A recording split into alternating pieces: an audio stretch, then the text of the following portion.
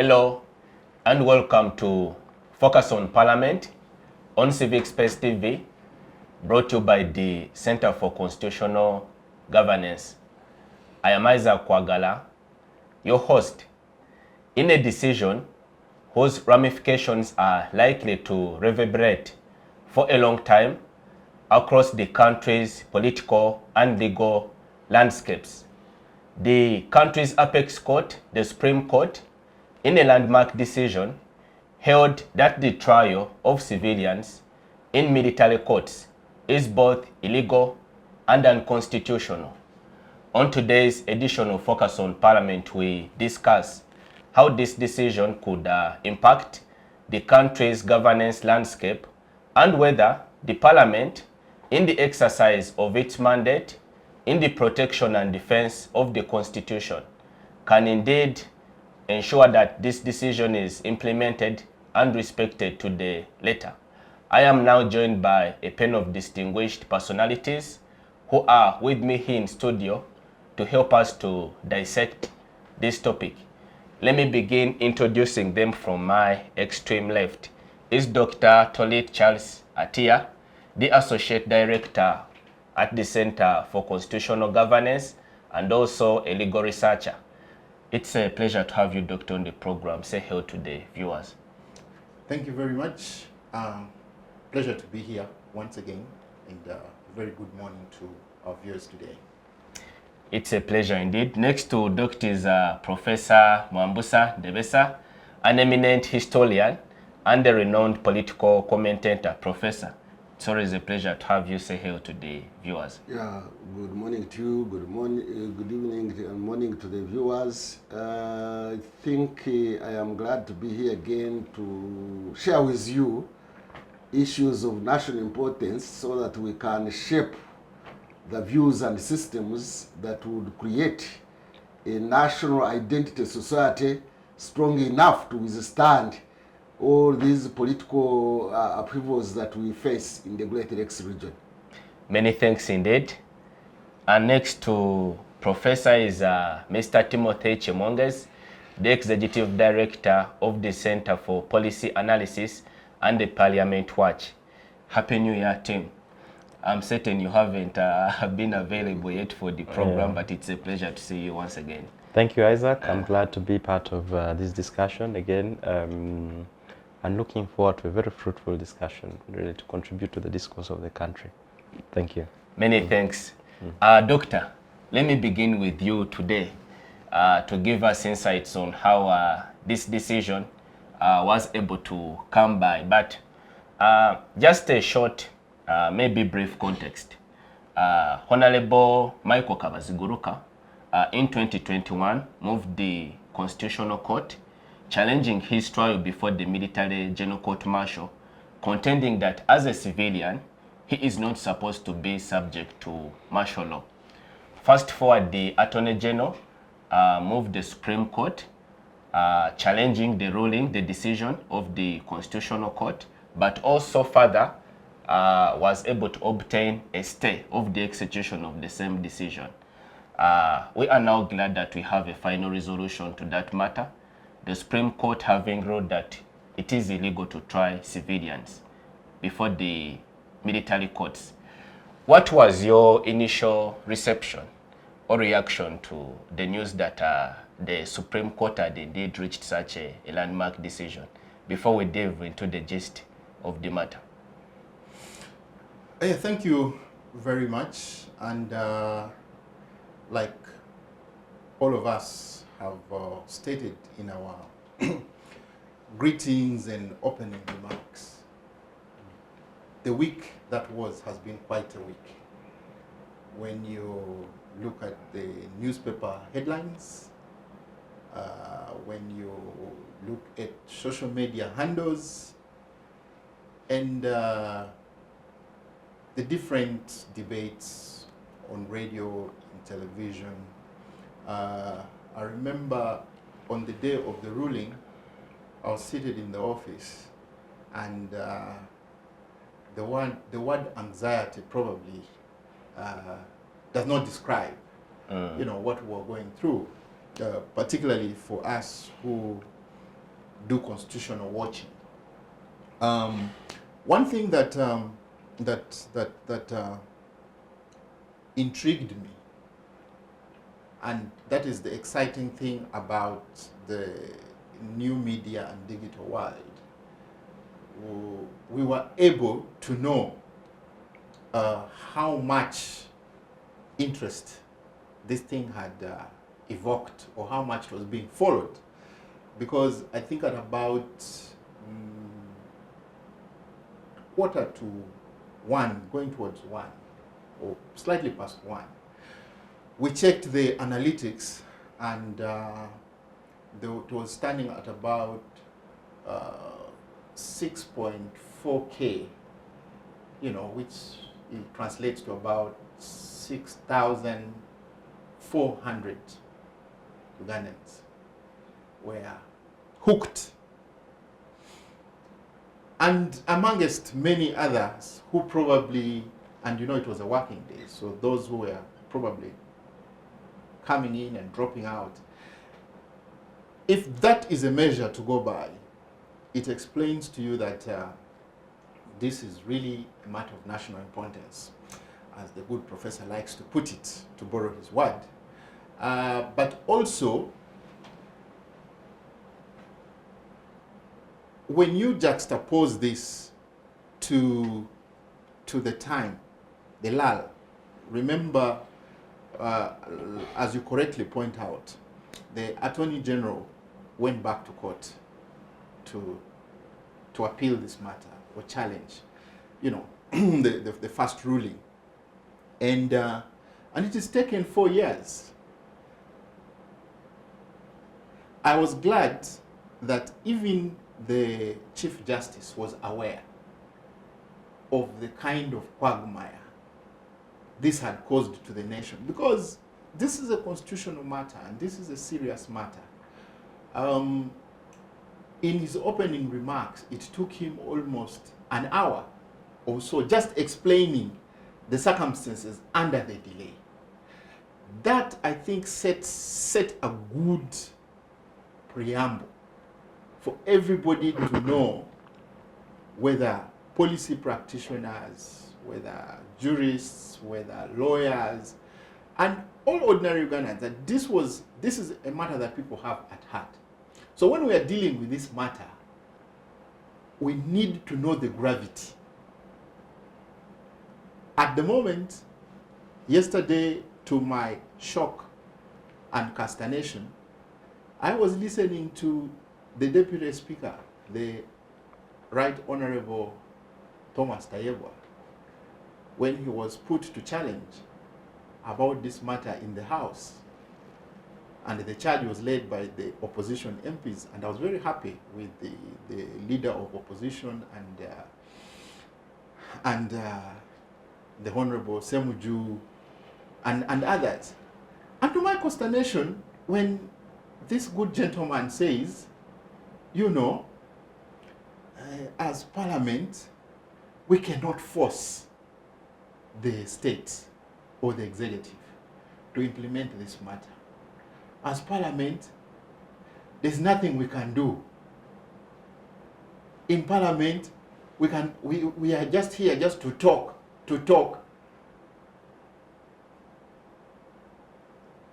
I was watching this with my children, and I'm sorry, I started smacking off some words that I shouldn't. And one of my young girls, "But Daddy, why are you quarreling with the TV?" I was outraged.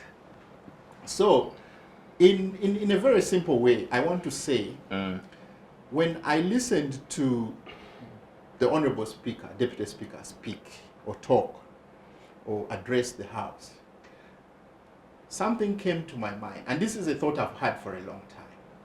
I think, as Ugandans, we have become victim of what I call a single story.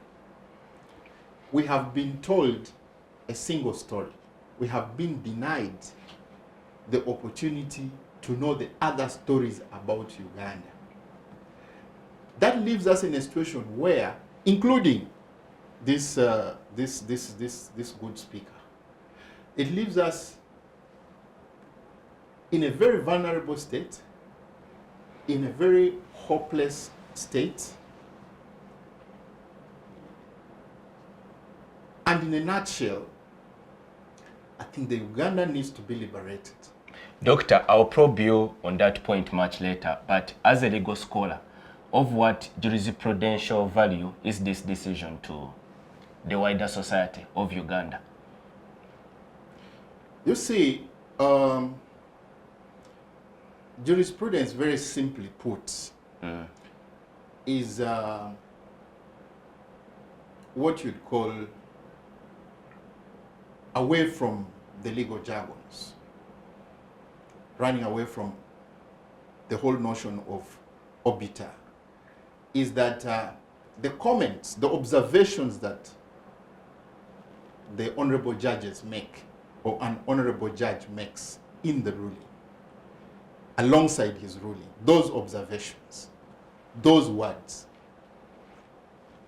some of them are explanations of the orders, trying to put into context the orders they have probably issued.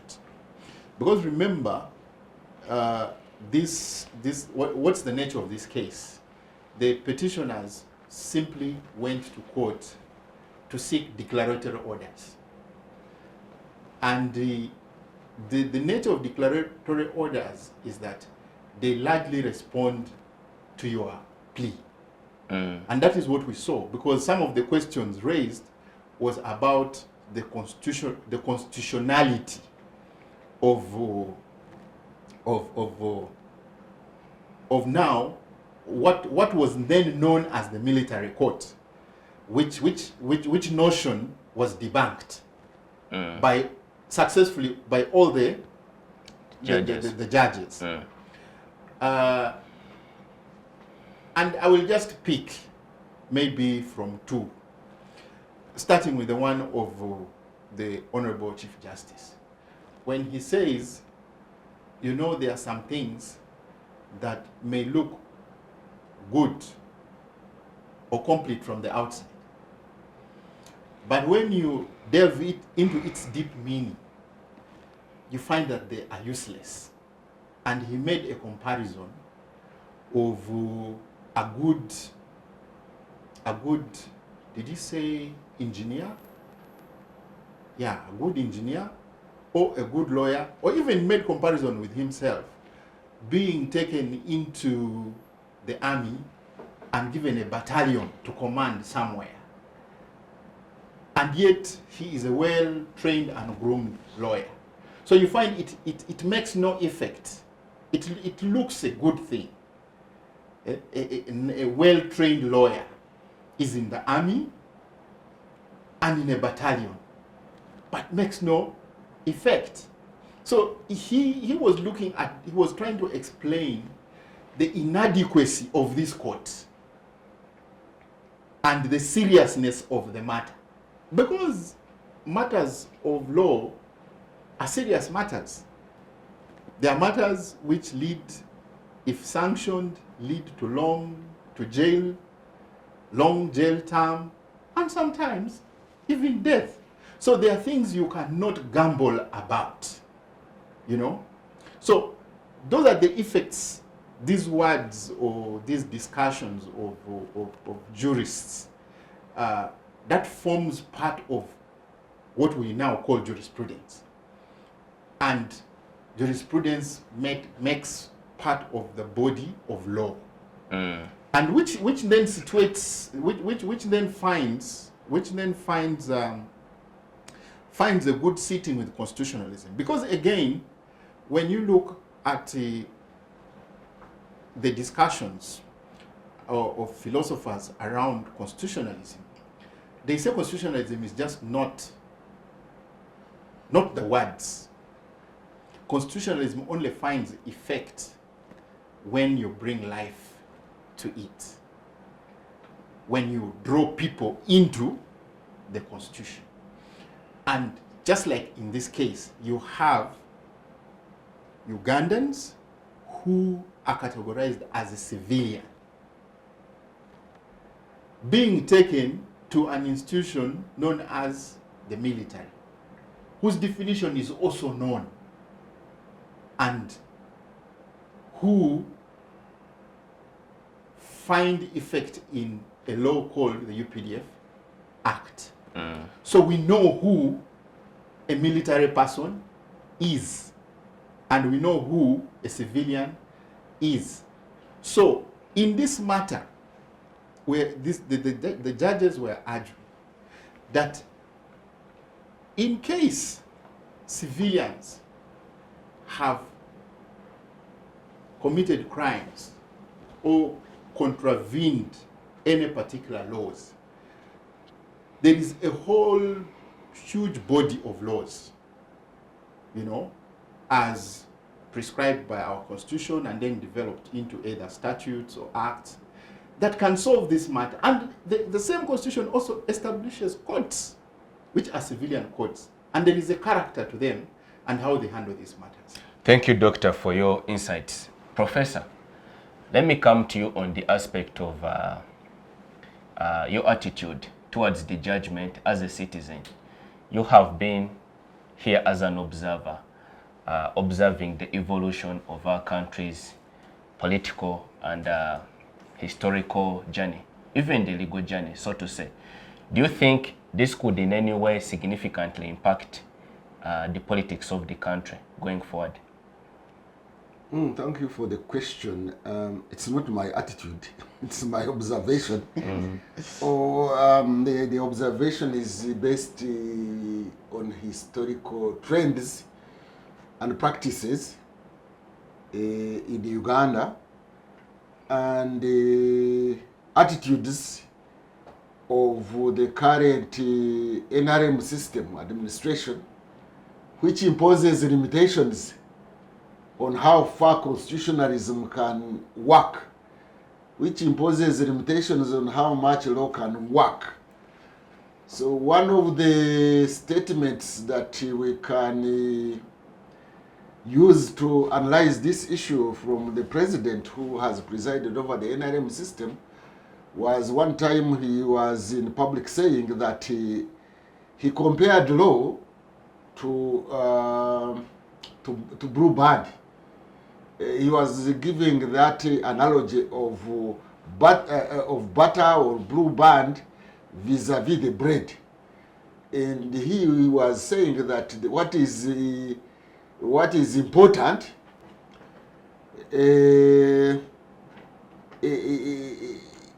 is the bread. That's the substance. Law is form. That you add their Blue Band in order to sweeten the bread, but otherwise the basic thing is the bread. And he was saying the bread is politics. Law is not as important, it's just like Blue Band.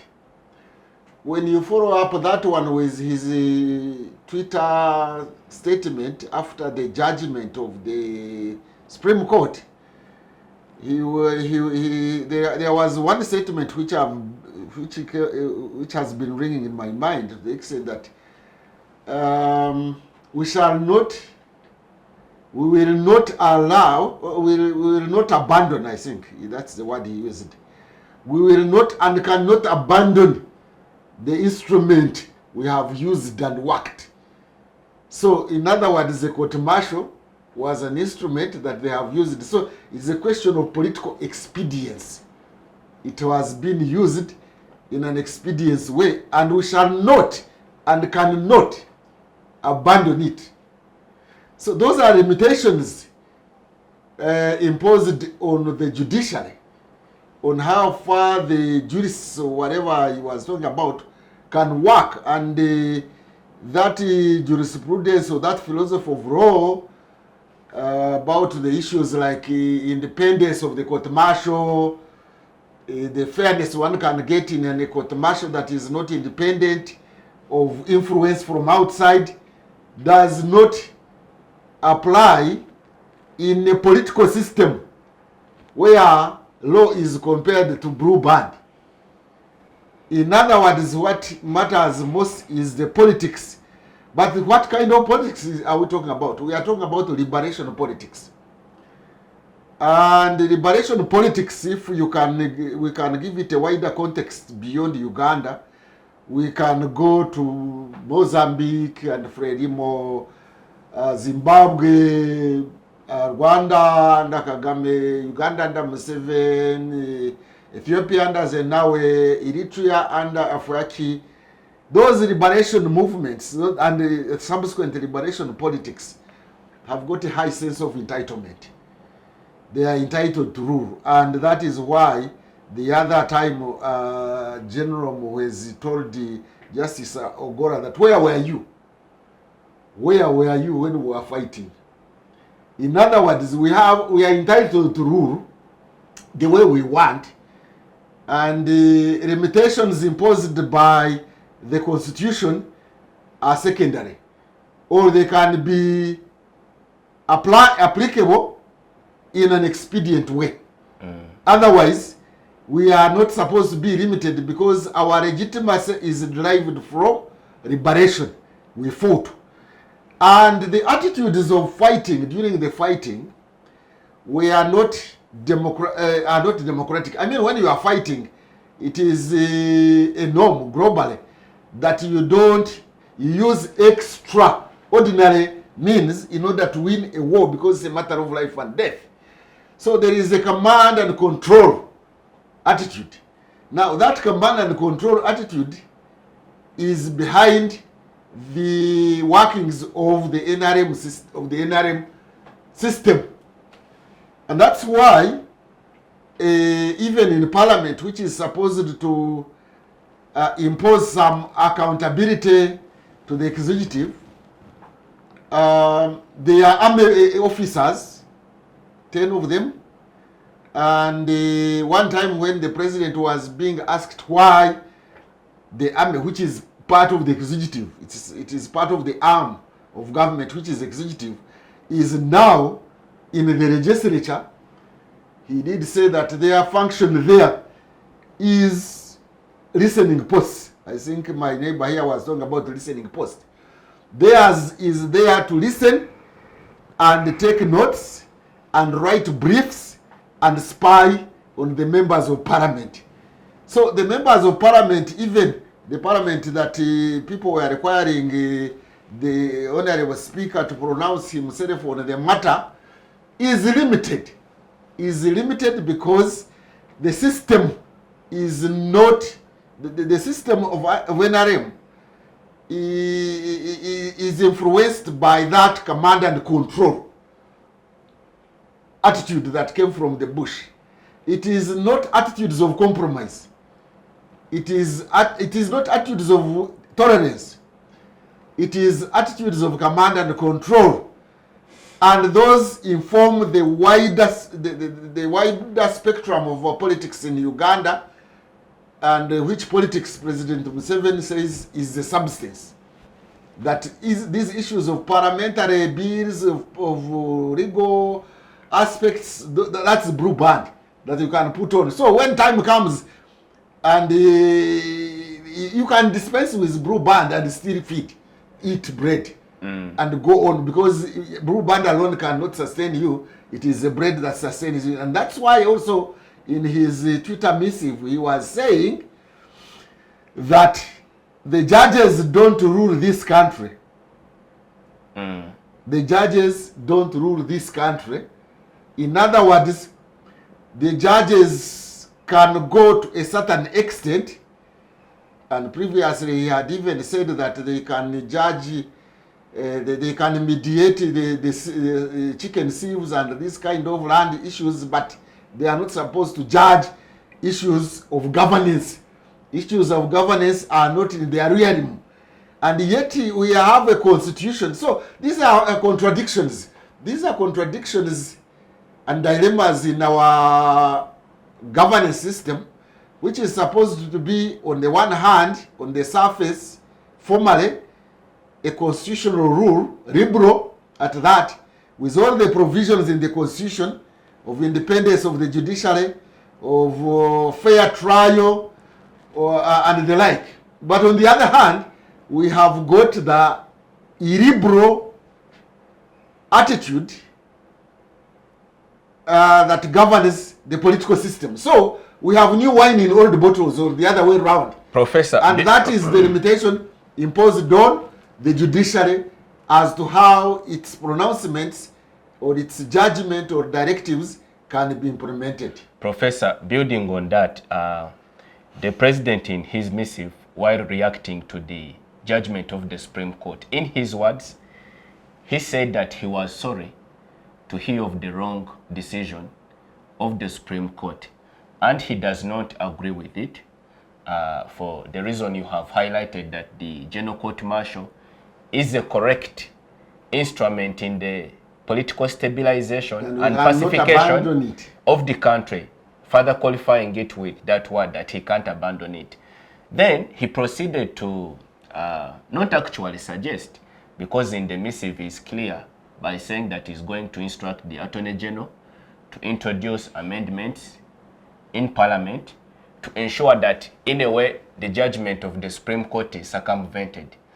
But in the Constitution, there is a provision, an article that forbids Parliament against legislating in a manner that seeks to vary or circumvent, retroactive legislation, circumvent or vary the judgments of the courts of law in the country. What does this tell us? Well, I think what it tells us is that we are likely to have a constitutional crisis. We have been in a constitutional crisis, but it is heightening. The constitutional crisis is going to heighten, and what is going to heighten it is also those attitudes, the governance attitudes of the current governing system. Because if you are, it is full of contradictions. On one hand, you say we are a constitutional government. On the other hand, you are saying the constitution and the laws are just blue band. So you are now going to have blue band versus the bread, and those who think that blue band can work, they are in for a shock, because they are likely to go to Parliament. I think tomorrow the President has summoned the NRM Parliamentary Caucus, and I think among other things they are going to deliberate on those and see how to circumvent that which you are talking about, because this constitution has been amended several times, and amended before some of the provisions amended had never been put to test to see whether they work or not. So the constitution is just a political convenience, expedience if we want. Otherwise, the current governance system considers politics to be more important than the constitution, than the laws, than those procedures, and at the end of the day, I think they will prevail. They can even keep the current prisoners who were taken to prison by the orders of the military court. They can choose to keep them there until they pass the amendments to the constitution, and then thereafter they will be again now formally and officially tried in the court martials after they have addressed some of those issues that brought about what you could say constitutional limitations. Now, ultimately, I think if you are in a constitutional dispensation, if you have accepted to rule by constitutional limitations, ideally, those statements were actually tantamount to the contempt of court, I think, in my opinion. Because if you simply say, we shall not abandon what we have been, we shall not abandon the court martial, and if you say yours is not to handle these things, we shall go and do our own things, and the like. That was contempt of court, and the parliament is limited. They are going to go there and be told what to do. From the history of Uganda's, of NRM's parliaments, we call it NRM parliament, not the national parliament, the wishes of the president have always taken the day. So what he wishes will take the day, because in the past, you remember Chemonges' case where he won. Was it a referendum or what? The one that struck out the NRM, the movement system. Something like that. And then the government moved very fast and amended the law and the constitution, and Chemonges, the court's ruling in favor of Chemonges was made redundant. So they are likely to do the same thing, but he's plunging the country into a constitutional crisis. It may be not on the surface, it may not be looked at on the surface, but it is underneath, and it weakens the state. And I have said here and the other forum that Uganda is still a young state, young and trying to create a state. Once you weaken the state by not following the dictates of the constitution, the consequences will come and they will be negative later, and they will weaken the state. Thank you, Professor, for your perspective. Timothy, let us now go to Parliament, where an intense debate is emerging as regards the failure of the government to implement the decision of the court. This week, there has been a lot of back and forth between the Attorney General and members on the opposition side, tasking him to explain why, since the day he received the judgment of the court, he has failed to release the people that are affected. In that sense, I mean the civilians who were being tried by the military courts and whom the court has now decided that their files should be transferred to the civil courts for further management. The Attorney General seems to suggest that he is still reviewing the decision of the court. He has now gone ahead to give guidance on how the government is going to implement the decision. But I think the difficulty in that is that he does not point to a specific timeline. And that calls into question the duty of the government to uphold the human rights of the affected persons. Can we get to actually implement this decision? So thank you so much, Isaac. And again, I should start by saying that I was very proud of the court as a lawyer. I think for very few times, for court being able to stand firm and give a very clear position in terms of a specific issue that had lingered, around for some time. So I was very proud, but also the ability of the Supreme Court to prevail over the continued intimidation, the continued indirect sort of signals from the executive for them to rule in a specific direction. For them to prevail that, I think that for me was very, very commendable for them. Coming down to Parliament, and we start with the Attorney General. The Attorney General, who is the primary advisor of government, and referring again to the letter that the President issued after the court ruling. And in the ruling, the President rightly so says that I talked to the Attorney General who advised me on the ruling of court and briefed me. That was on Saturday. Come Monday, the Attorney General says that I think Tuesday he tells Parliament, I'm reviewing this judgment and we are still looking into it, presupposing that they have not looked at it extensively, but they are already looking at it. And yet he has already given the President a full brief, and the President has already formed a position and even is going ahead to communicate that. So you notice that the President either was not informed well, or the President seems to take the position of what many of us have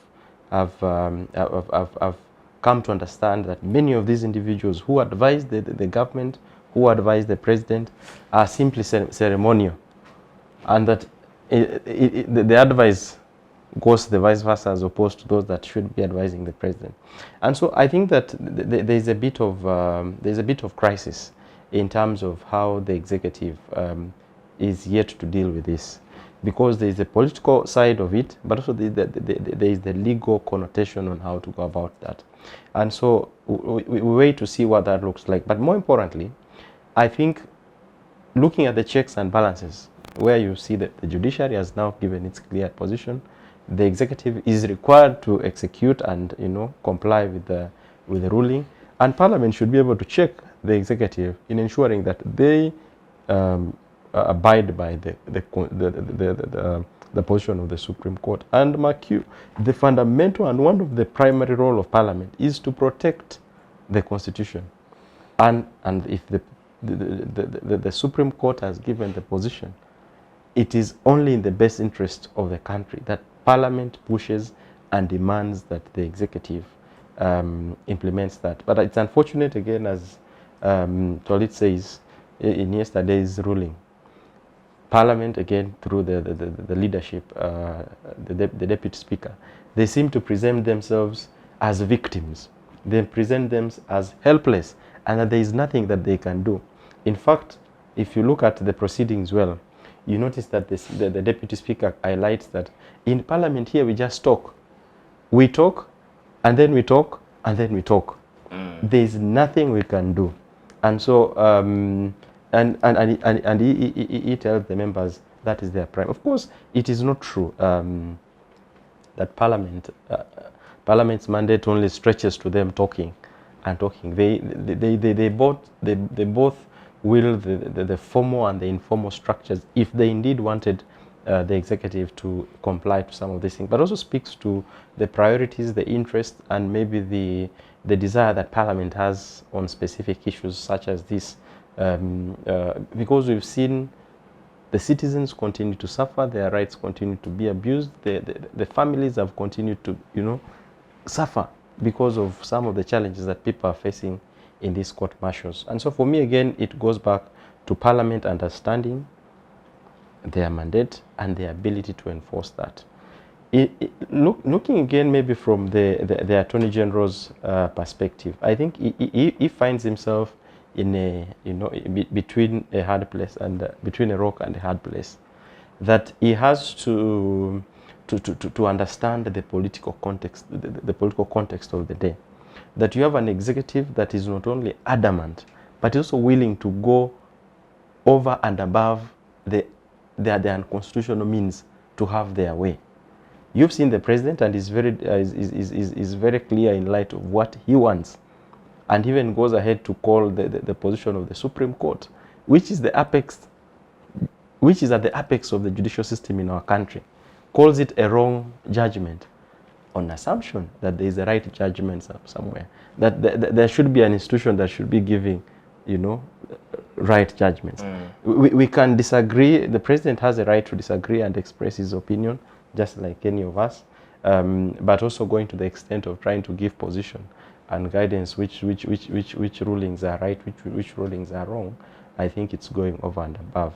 But but I think that maybe as we look into this, I think Parliament has a mandate to demand. I've seen members of Parliament, especially those in the opposition, demanding and calling on government to give position and clear direction where this is. Because as it is today, those that are being held in prisons, within the ruling of court, there is no legal framework, or there is no basis for which they are being held. And so there has to be a way that is being cleared. The other thing, I think that two things I seem not to be happy about. I think we are now getting to a place where it is us against them. It is the government on the side of the executive, the President Museveni specifically, and these are the arms of government. And I think that the head of state and largely the NRM machinery operates well in such framework. Once you invoke the fact of it is us versus them, they thrive very well, and they will employ all the machinery within their disposal to have their way. We saw that even in the recent rationalization process, where you had the bigger section of the country demanding that no, let's not rationalize some agencies, and the government side are very deliberate and say, okay, you want this to, you bring it on. So you saw what that happened, and we've seen that in the previous. So I think with this kind of that kind of environment, the biggest loser is our constitution, really, because at least if we are to go by the president's position and the letter, my reading is that he is willing to go over and above, is willing to go an extra mile to ensure that what he thinks is right takes the day, which is sometimes may come at the expense of, you know, of the rule of law, but also the extent of our democracy. The call on his parliament, our call maybe would be in parliament, for them to stand very firm, for them to stand very strong, to ensure that they protect this constitution, and they should not allow any abuse of the constitution. Unfortunately, I think that listening to what the deputy speaker is saying, them limiting themselves to just talkers, people who talk, that you leave your constituents, you come to parliament, the voters pay for you, facilitate you, they pay you, they use all these resources on you, and that your work is just to talk. That is a bit very unfortunate. But more importantly, I think it's to call on them to appreciate and understand the task and the mandate that they have. That this is a monumental time, that we have to stand for our constitution. We have to stand for the people of this country. We've had so many times when we've fallen short of the glory of the constitution, and we've adulterated the constitution as it has been, but we can't afford to go, you know, down that path again. I think there comes a time that we as a country must stand firm and say, no, we can't go below this, to adulterate the legal framework to serve the interest of a specific group of people. So I think that the Attorney General, as you ask, find themselves really in a very hard place. But nonetheless, I think our expectation is that they're able to guide the country in the right direction for which we have to take. Because any further delays continues to a breach of the Constitution, but also to the abuse of the checks and balances that our legal framework puts in place. Thank you, Timothy, for your views. Doctor, before we take the break, does this mark a new era for our country's judicial system?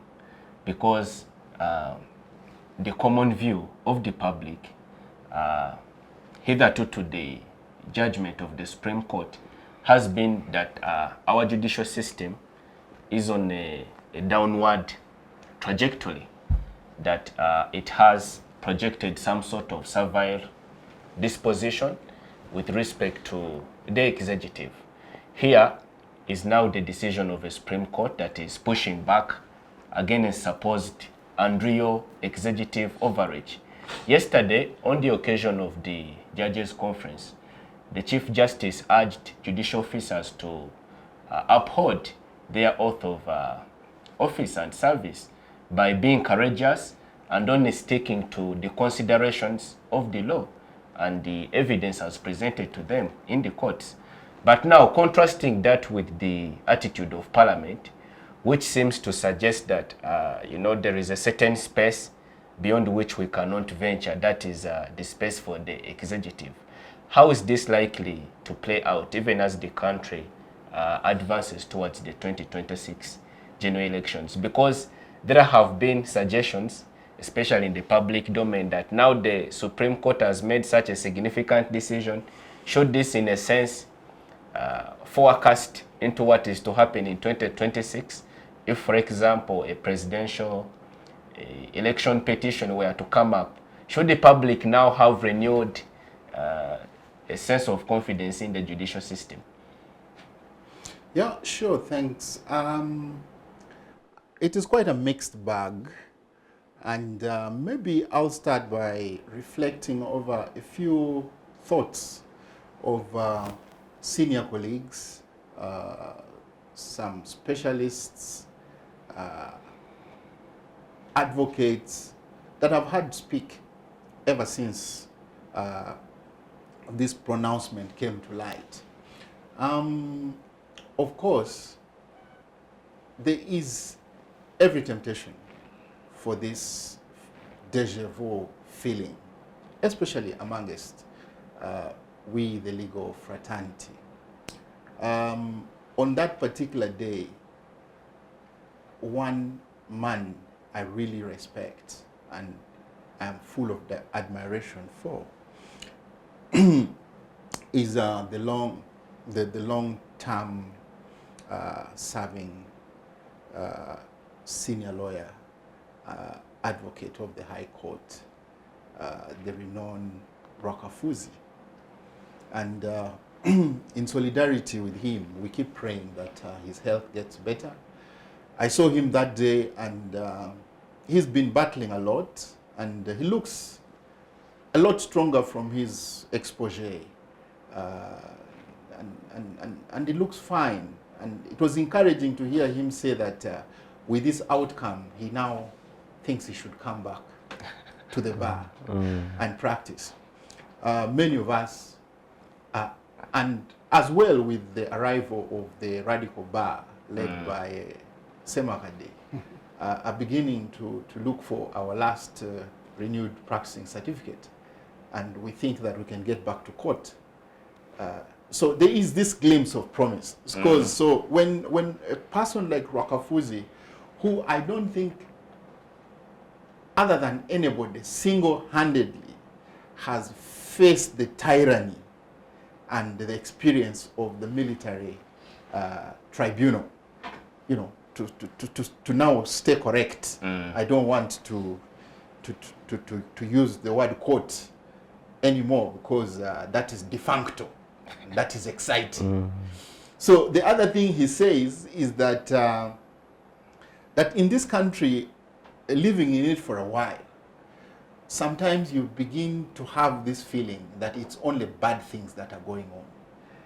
You know, but with a light tone, he says, by the way, sometimes there are good things that happen in Uganda. Like, for instance, this ruling is a good thing. And maybe just to reference some thoughts of again, jurists.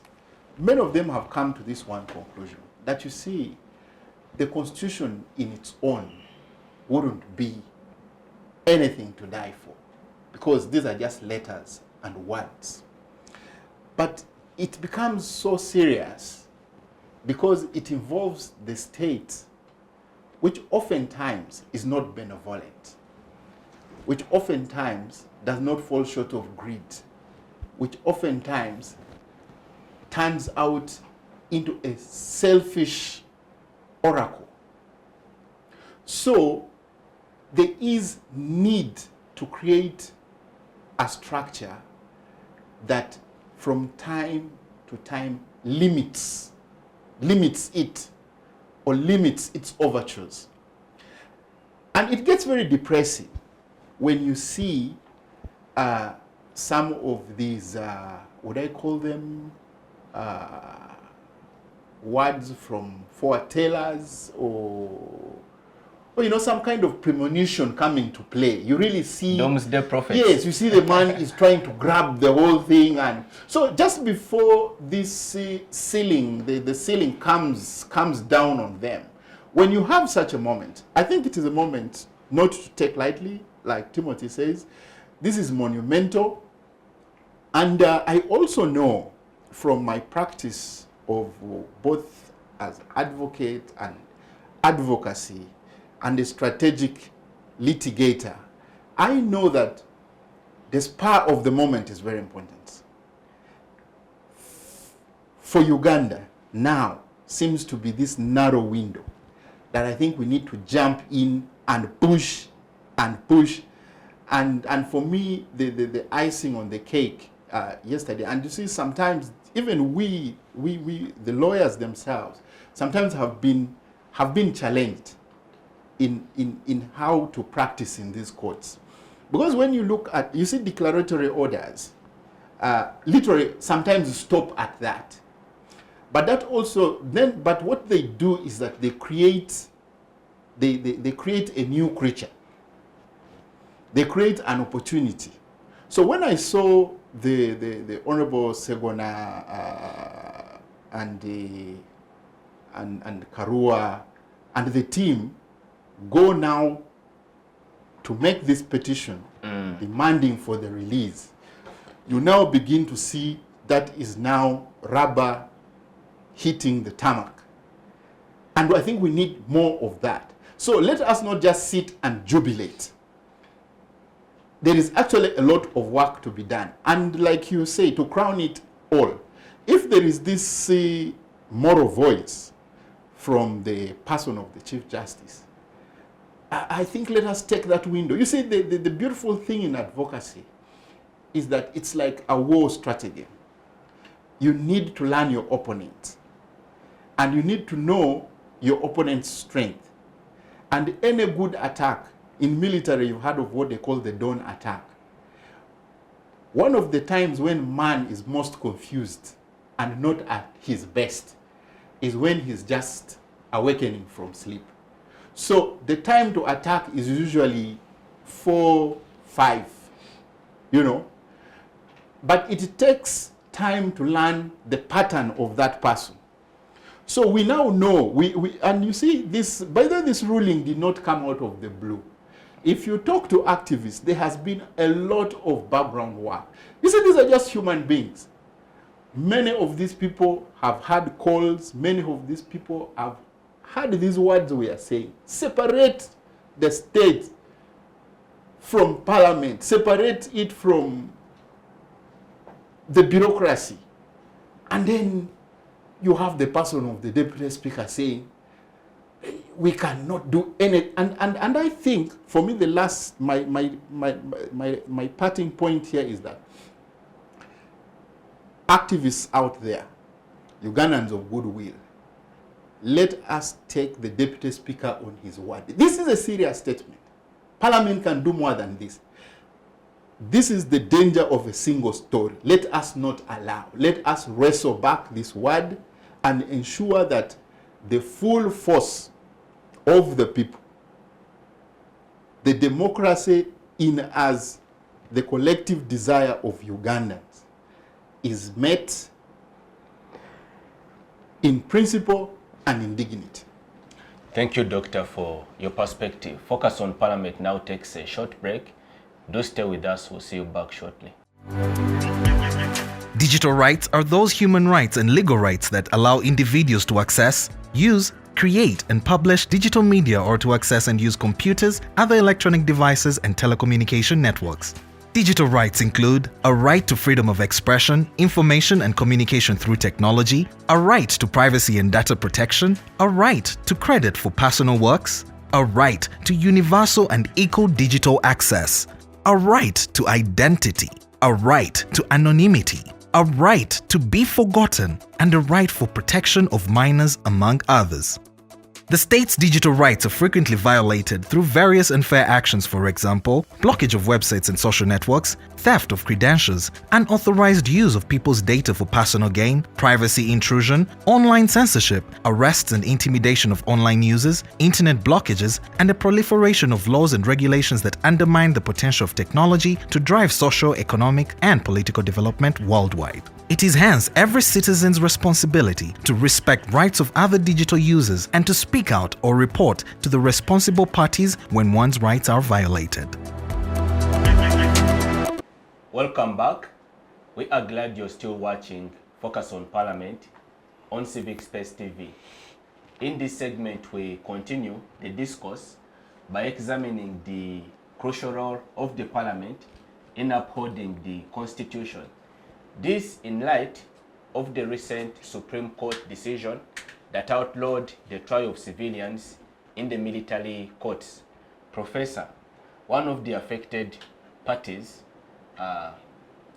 in this context is Dr. Chiza Besige and his associate Hajobedi Kamlegea, whose trial has been ongoing in the General Court Martial, and now it has of course been suspended by the decision of the Supreme Court. What is the likely impact of this impasse? Because the Attorney General seems to suggest that the DPP is now directed by him to go and retrieve that file, review it with the view of either, I think, preferring new charges against them, or altogether, I don't know if he's suggesting that the DPP should also exercise their discretion, which is constitutional, to have the charges dismissed if they do not meet the threshold of the required evidence. So, isn't this in a way, could say, be manipulated by the state to further persecute political opponents? Yeah, I think you have stated it correctly, because going back to the statement of the president, that we shall not abandon this instrument.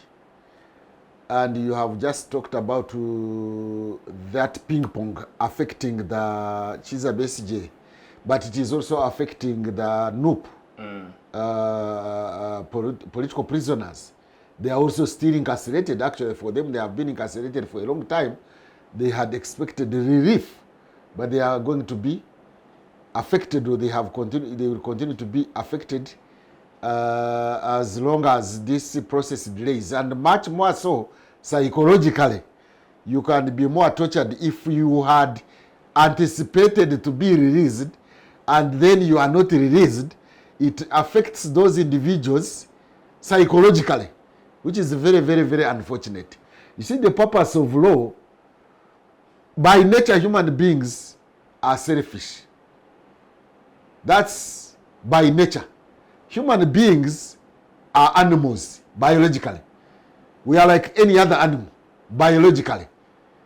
The difference comes in now when human beings design institutions both written and unwritten. Norms, that is to say, the unwritten and the written ones as laws, to regulate that selfishness of individuals. So the law was put there, the constitution and the subsidiary laws were put there to regulate our relationships, to regulate our behavior. But now, if the laws which are supposed to regulate our behavior and relationships and procedures are used as political instruments to serve the egos and selfish interests of the executive, it is very, very unfortunate, and it is going to affect, of course, negatively, to impact negatively on those who expected to get relief because law was on their side. But now the law, which is blue band, is being ignored, and therefore it is going to affect those political prisoners one way or the other. But yes, you are looking at those political prisoners as individuals, as a few individuals, and here I'm not saying that they should be ignored, but we can look at it from a wider perspective. We are going to weaken if the actions of the executive are not to follow the rulings of the judiciary, of the Supreme Court. It is weakening the state institutions. It is now a demonstration that one arm of government is useless.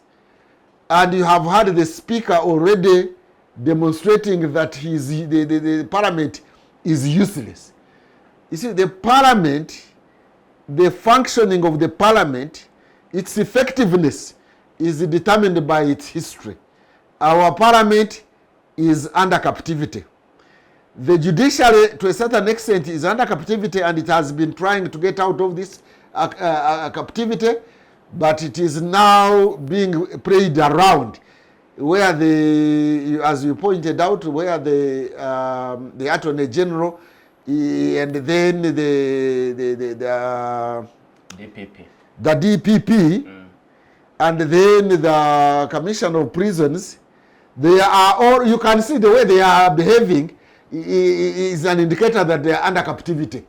They are also not independent, and they cannot be institutions to be relied upon as mediators of conflicts.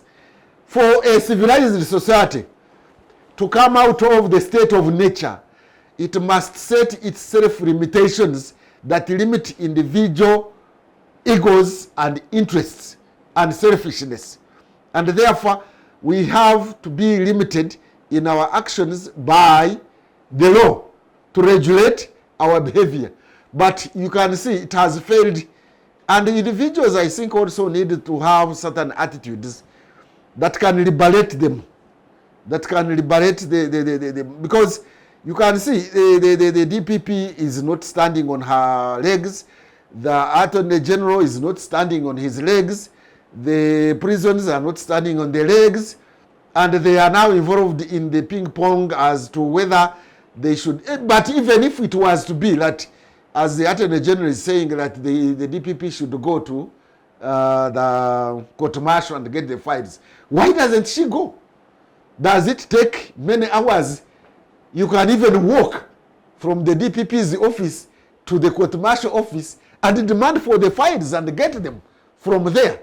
Why can't she take that bold step? And we know that this Attorney General, this DPP is also standing on her feet and going by what the Attorney General advised, although I'm told he is not even supposed to do that, because constitutionally the DPP is not supposed to be directed by any authority. But assuming that that is a procedural matter, is not a directive, why doesn't she go?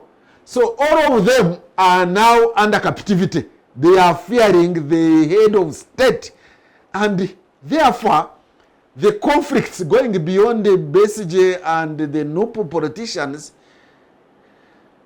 we are having a system and a state where now we are going back to the state of nature, that we are not civilized. This is a demonstration that we lack civilization, and these foreign forces who had colonized us, actually, they are now justifying their attitudes and beliefs that these Africans cannot manage themselves.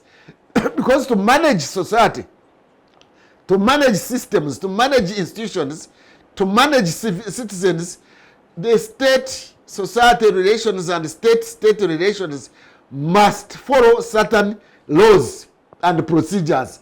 When you don't follow them, that means your state is weak and you cannot manage conflicts, because this is a conflict.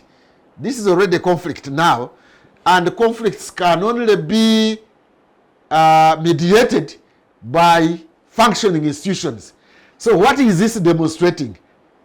The viewers out there, colleagues here, this is a demonstration that our institutions are not functioning. They are functionless.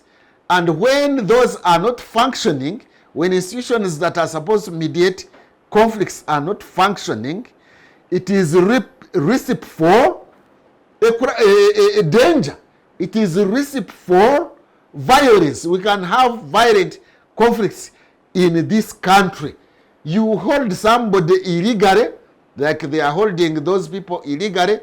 What if, God forbid, what if something happens and somebody dies? I mean, by nature you can get a heart attack and die in prison now.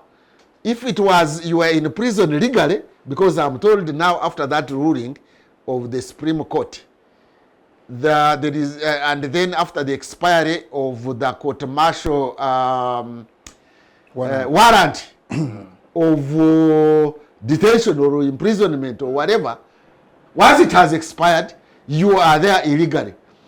God forbid, what if somebody dies in prison now? You know, systems change, or the world changes, or the events changes because of incidents also. An incident, an event, you know, the First World War was caused by somebody dying in Sarajevo. Is it Sarajevo or whatever? Just an individual, a prince died, was not even a king, died, and the whole world was engulfed in a war. Now what if somebody by nature even dies, nobody will believe that that person was not killed. So, in a situation of tension, like we are in now, it's not only a constitutional crisis, it is also a political tension, because this involves leaders of political parties. They are political prisoners. And this can generate a crisis, and you have the state crumbling. In Africa, a state doesn't need even a big upheaval to take place for the state to crumble. In Rwanda, Kigali, you know, we are talking about these things because they can have parallels. Habyarimana's plane landed down within less than, I think, a few hours. More than 1,000 people had already died in Kigali. You know, in developed countries, functioning states, the non-post-colonial states, a head of state will die, not even a dog will die on the street. There have been assassinations in Europe and America. They assassinate a president, not one person dies. But in Africa, one person dies, and within 1 hour, 1,000 people die. So please, can the government behave? In Goma. Can the government behave? Right now, yesterday, the Red Cross and UNHCR are now faced with the biggest challenge ever in that humanitarian crisis. They are saying the streets of Goma and the environs are littered with an estimate of 2,000 dead bodies, and there's no power. So the morgues are out of power and management. So the next thing we're going to see is probably an epidemic. You know, so the ramifications of these egos can be disastrous. Yes, they have far-reaching implications. So I don't know whether our leaders who act in those state houses and the other houses cannot listen to the conscience, to their conscience, cannot listen to the voices of the people and say, let us at least compromise, because compromise is also a sign of democracy. But even if we are not talking about democracy, we are talking about having a state, a state, and having people live, not die. People can die because in this political tension, to repeat myself, in the political tension, the society is living in a political fog. And when you are driving in a fog, like to use that analogy, you are liable to an accident. And when that accident happens, like it happened in Kigali, many people will lose their lives. The state will lose its lives. Individuals' welfare will be affected. So why can't the state now listen to the court? I mean, the executive listen to the court and release these people or transfer the files to the civilian court? We reduce the tension and the country moves on. Otherwise, the political tension that is taking place, that is happening now around this issue of the judicial orders not being listened to, can go beyond those courtrooms and go into the realm now of political violence in the country. There is political tension. If people don't know, people are tensioned. And in that, there can be, we are liable to a political accident. It can happen, as I illustrated. I mean, somebody can die just because even of natural, you know, when somebody dies under natural causes during political tension, people will not believe that that person has died under natural, normal circumstances. And then they will be unleashed. You know, we are living in the age of, especially in Uganda, we are living in the age of anger. I think somebody had written even a book around that, the age of anger. So that anger must be dissuaded by following the legal provisions. So to answer your question in a summary, I think it is not only the political prisoners that may be or are affected by this political tension of not following the orders of the courts, which is of course weakening the state. It is now weakening the judiciary. You see, the judiciary are now demotivated. Members of the judiciary are either demotivated or intimidated. The two are happening. The parliament is already cowed down, is intimidated. You can hear the deputy speaker saying parliament is just for talking. It is a talking show like we are here, like we are doing here. So Honorable Tayebwa has reduced parliament to a talk show like we are involved in. Because for us here, we don't have powers to execute our talk. But parliament has the powers. It has even the powers to summon the executive to appear before them. They can summon the Byabashisha now, the prison's chief to come and appear before them. They can summon the Attorney General. They can summon the DPP. They can even summon the chairman of the court martial, General, what is the general, what is the name? Mugabe, Freeman Mugabe, who is not free because he is now also under captivity. You know, the free man is not free also. He is under captivity. He cannot make decisions and say, the court, the Supreme Court has ordered, please, DPP, take over. He is also there. I saw on TV he was driving with convoys in his office. To do what now? What is he doing in his office? He is holding people illegally. Chitaria or Ruzira is holding people illegally. Parliament is helpless. The judiciary which made orders is helpless. Everybody is helpless. Now, if we live in a country of helplessness, citizens are helpless. So what country are we running? If we are running a country, supposedly on constitutional rules, the rules are not working. So what is happening in this political tension is that we are in a political tension, we are liable to a political accident, and political accidents in Africa go with lives. Lives are lost in Goma, lives are lost in Khartoum, lives are lost everywhere, and we wouldn't want to have lives lost in Kampala. Thank you, Professor. That's food for thought to the concerned stakeholders. Timothy, in the judgment of the Supreme Court, the court made very interesting findings, albeit very key indeed. One of them is that the General Court Martial is not seized with the requisite legal competencies or independence, for that matter, to adjudicate cases and mete out custodial sentences on anyone, including the soldiers, by the way. Yeah. So, consequently, there is a recommendation, a raft of recommendations by the Chief Justice for the Attorney General to go and review the framework under which the General Court Martial was constituted and put in place, and then undertake the necessary remedial measures. Are we likely to see amendments in Parliament touching on the UPDF Act that put in place the General Court Martial? And if so, what areas could the Army look at in order to correct?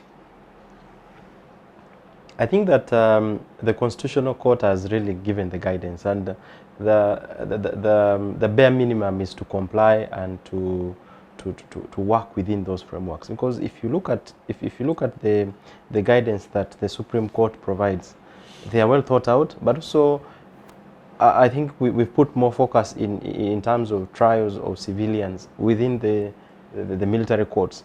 But also there's the peculiar position of even protecting the intended beneficiaries of these courts or disciplinary forums, the soldiers themselves.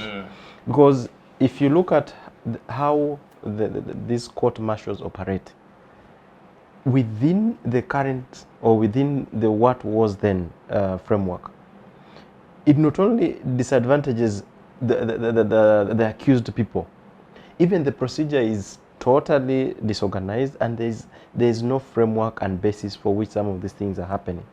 And so I think that as Parliament goes back to reflect on the way forward, and maybe also the Attorney General, in order to get the best way forward, I think the bare minimum is to comply with what the Supreme Court has guided.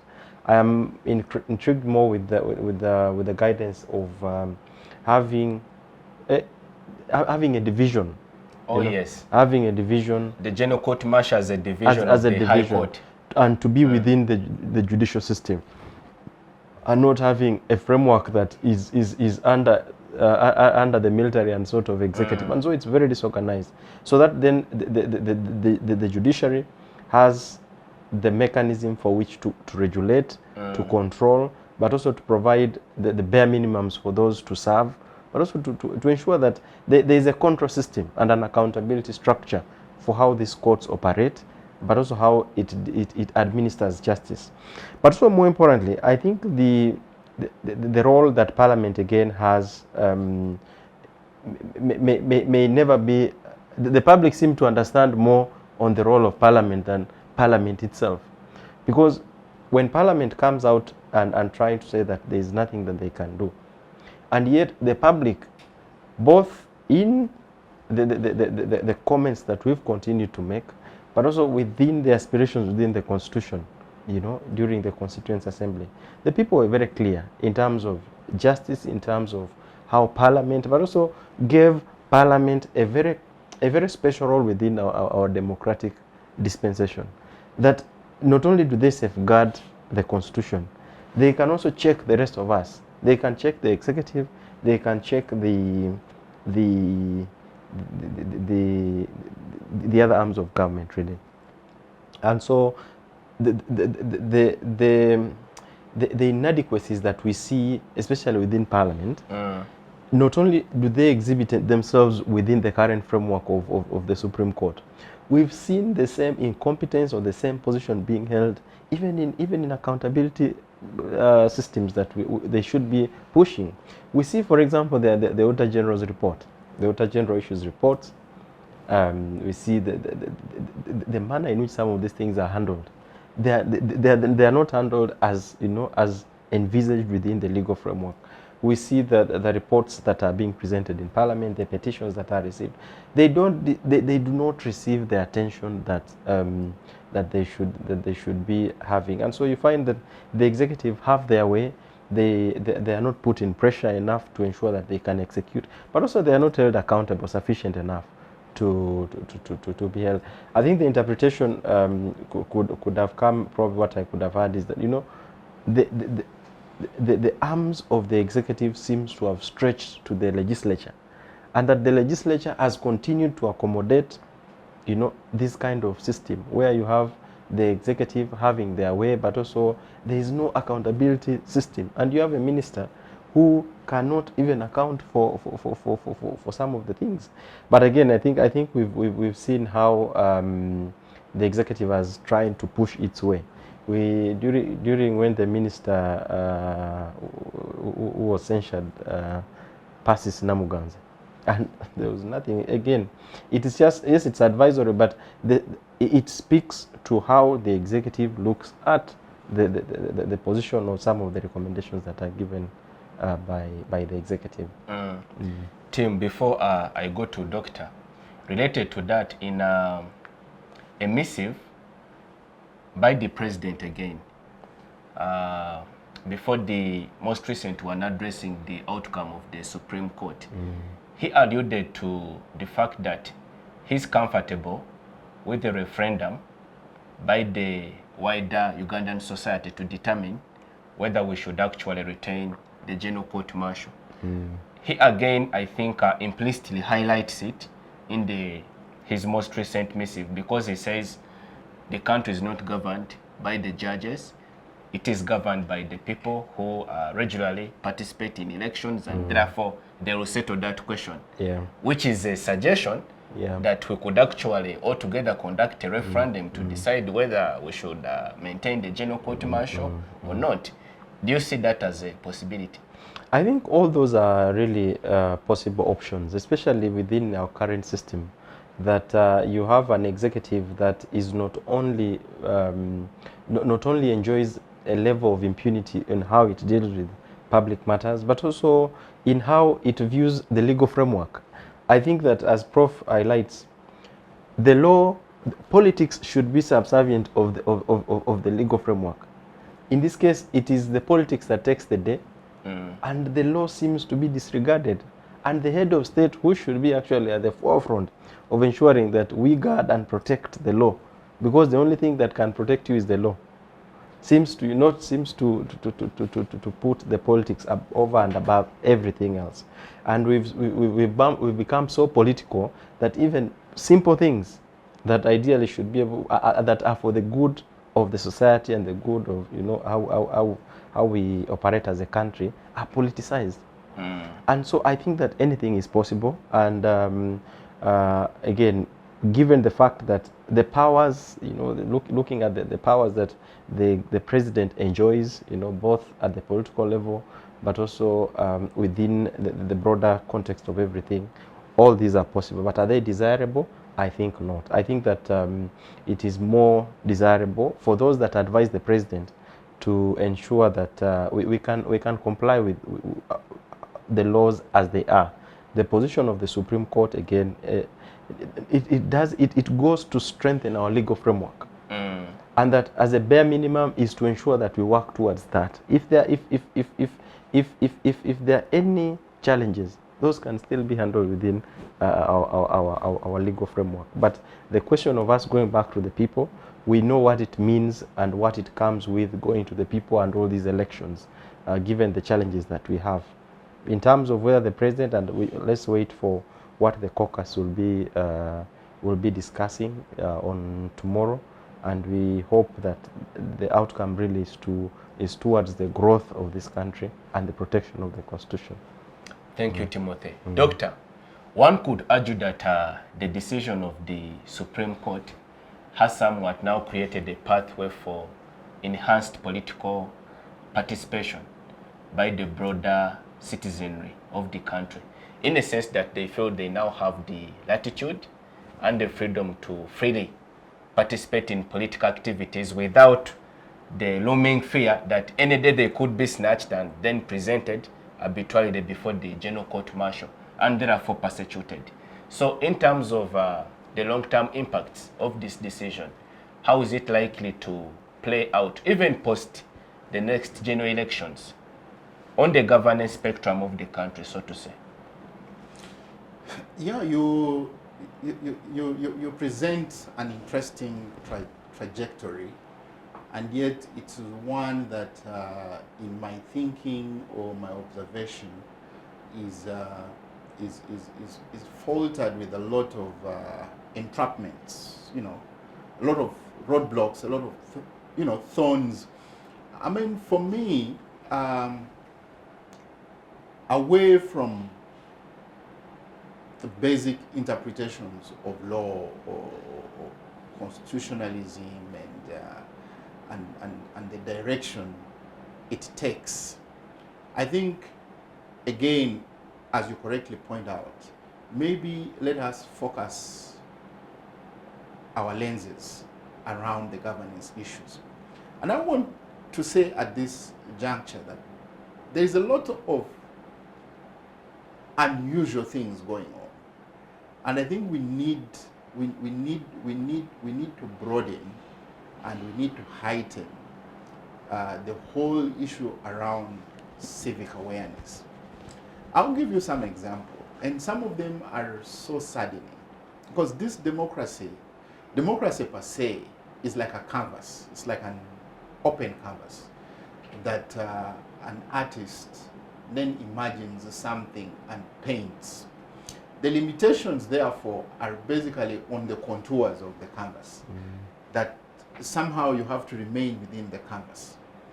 And then, because it is an open canvas, the establishment in place, just as well as we would-be citizens, now subjects, have the latitude to go paint our dream.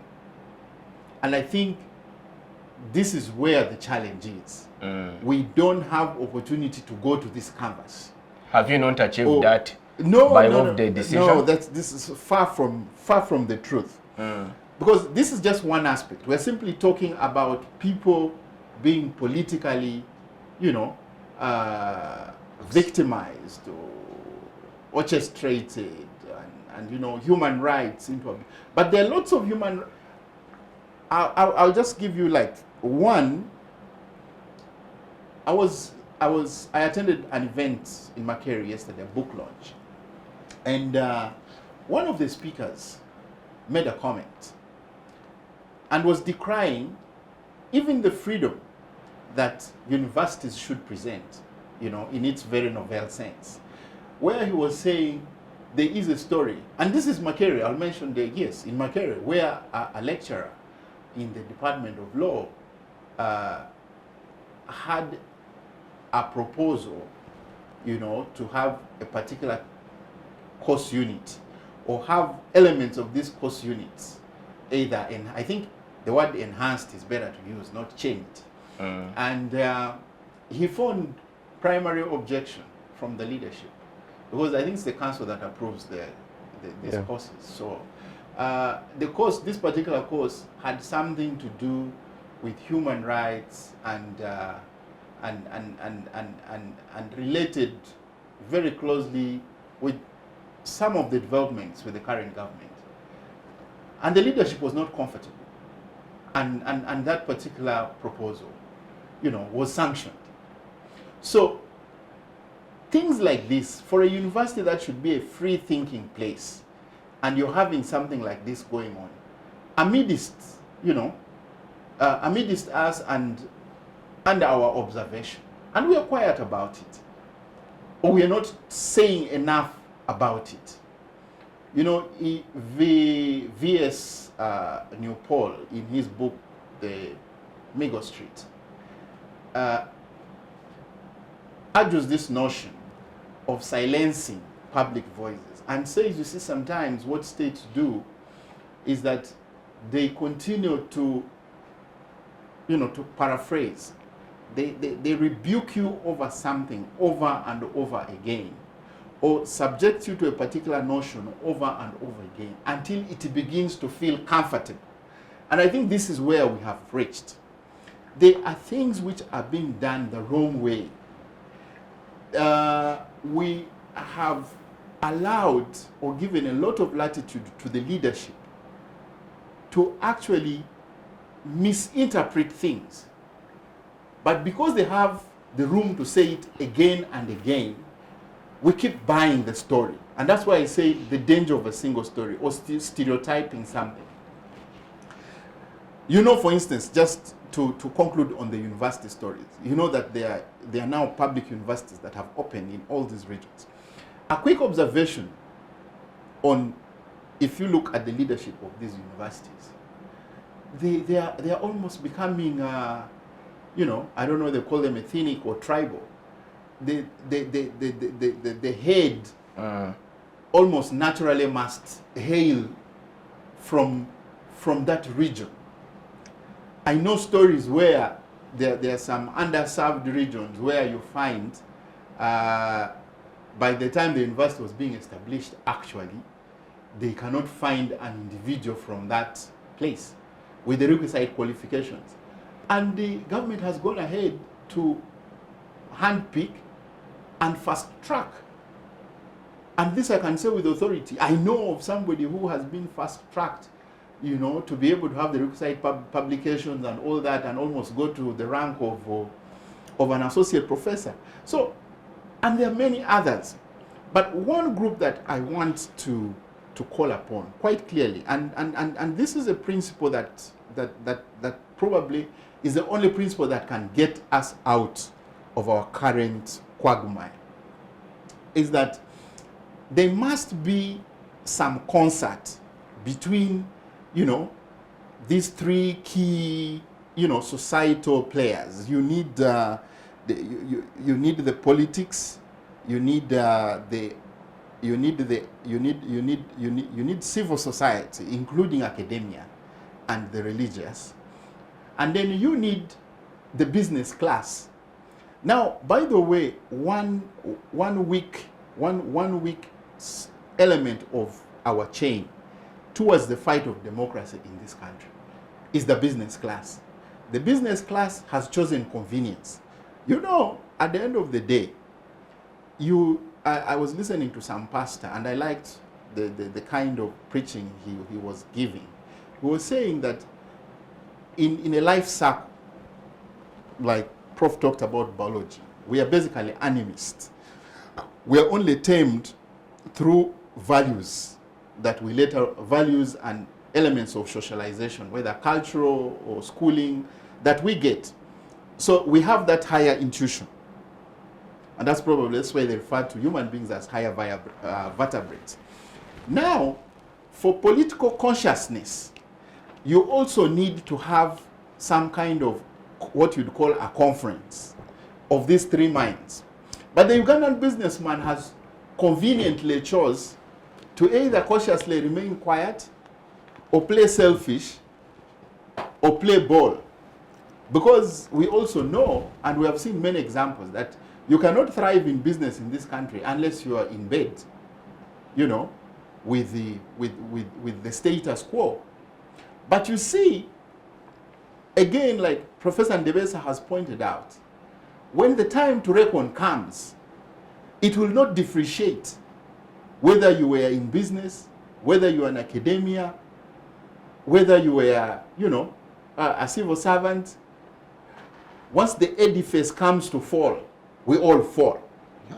So the question is, what is the call? Each of us needs to do something before this edifice comes to fall. And I think that space is only left in the civic space, because the issue of being gagged almost into total silence, the whole issue of being fed on a single story. And you see, a single story would not be a problem in its own. The problem is that it causes stereotypes. And even stereotypes will not be a problem on their own. The challenge with stereotypes is that it tells you half the story. You know, we have this history that, you know, Ndebesa has always challenged. We have this false history, a hijacked history in this country, which is told just slightly before 1986. But we know that Uganda, the nation, started its formation well, you know, in the 50s, going to the 60s with the, you know, and there was even a life before that, because there was also the colonial era presence here. So Ugandans need to be given a chance to be told other stories. And in that same veil, this ruling only gives us an opportunity as citizens to therefore get out, begin to think critically about what our duty is in protecting democracy. I think this matter is so serious a matter to be left to unserious people, like we had from their leader in Parliament yesterday. I think this matter is so serious a matter to be left by people who are being intimidated, our judicial officers who are being intimidated by individual egos. You know, to say you're going to cherry pick, to say this is a wrong judgment, using what criteria? And I think the academia has also let us down. This is the time when we should be seeing a number of Gallup polls on how we citizens think about this government today. Because that is where researchers can help us. This is the time where activists should be framing these issues and discussing them the way we are doing it now. You can't say that a parliament is only a talk show. That is wrong. And you see, because he is the person of the deputy speaker, it is believable. But we know that the constitution enshrines a lot of responsibility to the parliament. And there is more that they can do. So we need to confront this kind of wrong narratives. Thank you, Doctor. Professor, your closing remarks on the program. My closing remarks is that we are now put in a quagmire. We are even saying that the president or the government, or the executive, needs to amend the constitution and amend the laws, and seem to be following the rule of law. It may not even do that. They can now decide to use, instead of using the court martial, you know, they don't have to have the court martial. There is an alternative of safe houses. We have had safe houses here. They were almost common knowledge. So instead of taking you to the court martial, even and people see you on TV, they will take you to a safe house where nobody will see you, because we have had those ones. So when the president says that in his missive, he says that these foreign-oriented judges, if I can read his mind, what he's saying the orientation he's referring to is that they are basing their judgment based on liberal democracy. They are basing their judgment based on constitutional checks and balances. Those are Western. For him, he doesn't believe in that constitutional arrangement of rule of law, of checks and balances, of respect of human rights, of respect of procedures. No, that is foreign oriented. That is Western based. He thinks that we should be governed under a different system that is not foreign oriented. My problem with him is that, okay, don't pretend now that we have a liberal democracy constitution, because that is what we have. I would be okay, by the way, if we suggested another one. China doesn't have the constitutional arrangement which is a liberal democracy. They have a different one. Uganda tried the movement system, it was dropped. Maybe they should have continued with the movement systems, and we see something that is African, that is Ugandan, and then we debate it and see how it can also work. But don't on the surface have a liberal constitution that we have, and then on the other hand, that one is used for political expedience. It is there. But on the other hand, you have court martials as instruments. You have the safe houses and others. That is actually undermining our progress. Let's have something that the president and others think is African. Chairman Mao, I think, was in power for about 29 years or so. And he left a system there. It is working for the Chinese.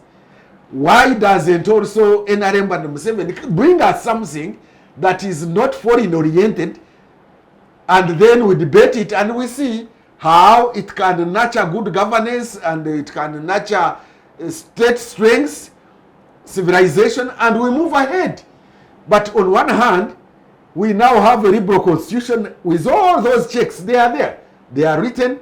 We have these courts, we have parliament, but on the other hand, you are saying these are foreign oriented. So parliament is foreign oriented, the judicial is foreign oriented, academics are foreign oriented, the media is foreign oriented. Now, who is not foreign oriented? Now, if there are others who are not foreign oriented, who are not politically bankrupt, you know, they normally use that terminology, ideological bankruptcy. To intimidate. Ideological bankruptcy, I don't know what that means. Even if you have a reactionary ideology, even if you have a monarchical ideology, even if you have whatever ideology, even if you are a tribalistic, you are not political, you are not ideologically bankrupt. No, you are tribalistic. Tribalism is an ideology. Even if you believe in feminism, that is an ideology. Even if you believe in Western liberal democracy, that's an ideology. You are not political. You are not ideologically bankrupt. No. Now that issue of ideological bankruptcy, that statement seems to be saying that we have what I began with. We have an entitlement. Everybody else has no entitlement. So if the judges are ideologically bankrupt or Western oriented, whatever that means, if parliament is ideologically bankrupt, if our constitution is ideologically bankrupt, let those who are ideologically full, they are not bankrupt, let them come up with something And we discuss it here. We are capable, I think. We are not incapable of discussing it. Let us discuss it. At one time, Comrade Rwagogo wrote very many articles, ideology, in New Vision, ideology. I don't know how many times he was given space. At some point, he got tired and disappeared. He's now into market and market issues and whatever. So we are now groping in the darkness. We are the judges judge according to the constitution. That is bankruptcy. That's foreign oriented. Then the parliament decides on something. You are also ideologically bankrupt. The opposition says this. You are ideologically bankrupt. Now those who are not ideologically bankrupt, let them help us come up with something that is ideologically full, that is local, that is indigenous, that is Ugandan, that is not Western oriented, and we discuss it, and maybe we can follow it and help to build a civilized state, a strong nation, and we move forward. But otherwise, we are now in a zigzag way. We have been left in a political fog. We are not Western, but we are not African. If we are African, which is that system that is African? We tried the movement system, it was dropped. Now, which is the alternative to the Western orientation? Which one it is? But to conclude by that statement that the judges are Western oriented, and by extension, therefore, we cannot go by their decisions, is reference to liberal democracy, constitutional rule based on Western liberal principles is not acceptable. That's what he was saying. Unless you people have got another reading. He was saying that one is not acceptable. We are now ruling Uganda under a different arrangement. But then it is not stated. Which we don't know. We don't know it. What is it? Let it come out and we discuss it, and we are capable of discussing it and maybe respecting it.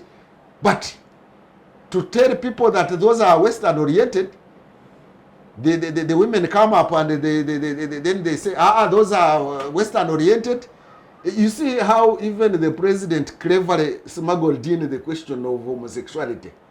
At the end, if the Western judges can judge that a man can be turned into a woman and the other way around, I think not homosexuality, maybe the other trans whatever. LGBT. Yeah. We can also do our thing, which I am not opposed to, but let it come and we discuss it and not remain in the darkness. Thank you, Professor. Timothy, your closing remarks on the program. Okay, thank you so much, Isaac, and thank you to the panelists.